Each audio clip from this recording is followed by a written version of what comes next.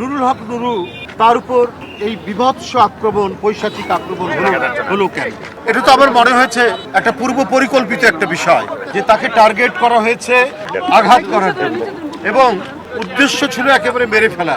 ওকে যেভাবে যে সমস্ত জায়গায় আঘাত করেছে, তার যদি ফ্র্যাকশন অফ মিলিমিটার ডানে বামে ওটা যদি আঘাতটা যদি যেত, তাহলে অনিবার্য মৃত্যু ছাড়া আমরা আর তাকে জীবন্ত অবস্থায় পেতাম না। চিকিৎসকবৃন্দ ওখানে কর্তব্যরত যারা চিকিৎসক রয়েছেন তারা বলেছেন তার সংখ্যা এখনো কাটেনি, আরো বেশ কিছু ঘন্টা তাকে পর্যবেক্ষণের মধ্যে রাখতে হবে।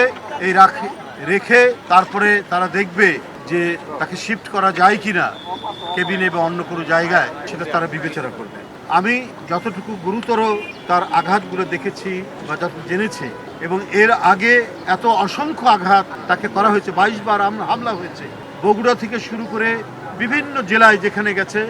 নুরুল হক নুরু ছিল যেন একটা ফ্যাসিবাদী সরকারের শিকার, তাকে আঘাত করতেই হবে, তাকে মারতেই হবে, এবং আরো উদ্দেশ্য খারাপ ছিল, তাকে মেরে ফেলতে হবে। তো আমার এই যে ঘটনা, পরশুদিনের যে ঘটনা, সে তার একটি প্রতিবাদ জানাচ্ছিল, সেখানে কোনো সন্ত্রাসী সহিংস কোনো ঘটনা সেখানে ঘটেনি, কিন্তু তার উপরে এই যে আঘাতটা নির্মমভাবে, সেটা যারাই করুক তারা একটা বৃহৎ পরিকল্পনার অংশ বলে আমি মনে করি।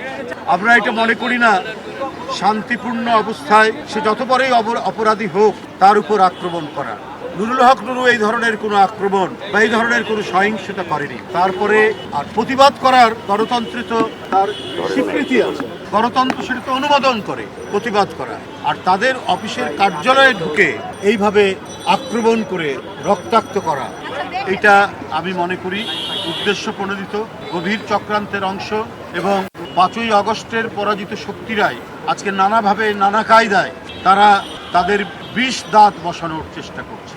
এর সাথে জিএম কাদের সাহেব তারা জড়িত আছে কিনা আমি জানি না, বলতে পারবো না, কিন্তু তাদের পরবর্তীতে বিবৃতি এবং তাদের সেখানকার উপস্থিতি, তাদের কর্মকাণ্ড দেখে আমার শুধু এটাই মনে হয়েছে যে তারা আজকে বাংলাদেশে রাজনীতির কথা বলছে,